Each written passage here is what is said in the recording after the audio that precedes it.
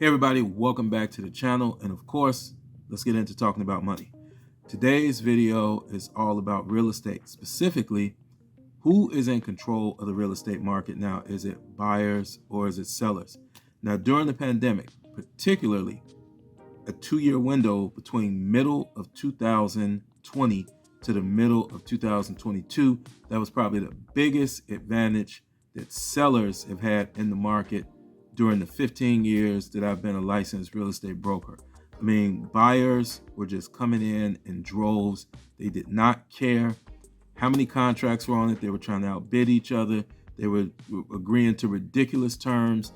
They were signing off with no inspections. They were signing off no type of closing cost assistance. They were signing off allowing sellers to still live in the property even after they closed for weeks or even months free of charge. All of this craziness was going on. Well, now things have settled and the dust has cleared some. And what that dust has left behind is challenges both for the buyers and for the sellers. I'm going to point out a couple on each side and then tell you who I think is in control of the real estate market right now. First, let's look at the buyer side. Buyers have two major challenges, very major. The first is low inventory. It's just not that many homes for them to choose from as far as, the buyers that are out there trying to buy right now. That's a big challenge, low inventory. The second challenge is lack of affordability due to increases in interest rates. Now, during the pandemic, some people actually got interest rates under 3%. I know people that have mortgages that are like 2.85%. Well, those days are long gone. So if you didn't get it, you probably ain't gonna get it for a long time, if ever. Right now, mortgage rates are clean into the sevens, 7.5%, 7.75%, depending on what your financial situation is.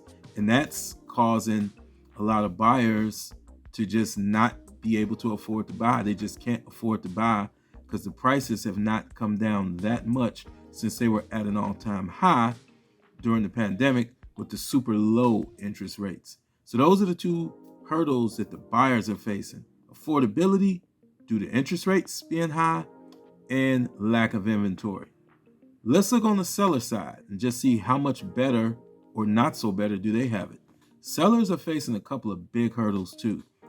One is it's not as many buyers as it was during that pandemic rush of 18 to 24 months. It's just not.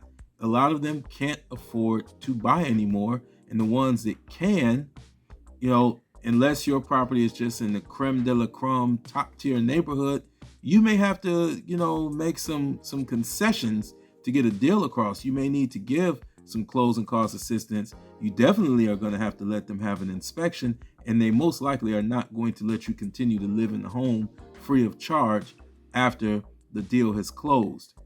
In addition to that, with the low inventory, that's also having an impact on the sellers choosing to even sell. Because if you're selling your property and you're not some type of investor that has another property for you to transition to, and you're just regular, good old-fashioned, regular homeowner, and this is the only property that you got, where are you going to go? Inventory is low, and it's just, you're going to face some of the same issues that these buyers are facing if you choose to sell your property now. So both sides have a couple of huge hurdles that they're dealing with. Buyers, again, affordability due to high interest rates and low inventory. Sellers, buyers not being able to, not as qualified to buy because of the high interest rates, and then lack of options for them to transition to another property if they want to buy.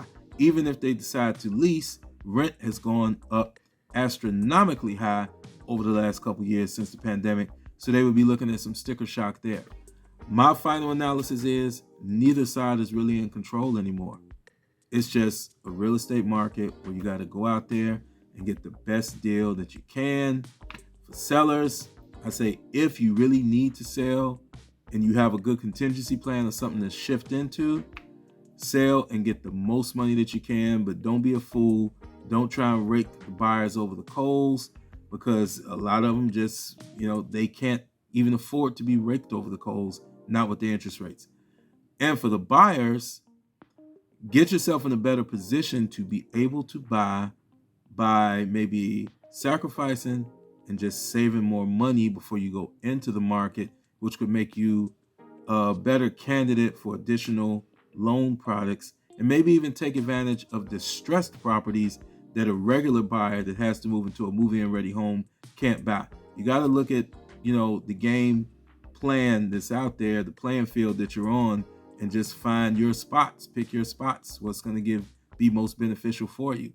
So that's all I got on this one, guys. Until next time, class is dismissed.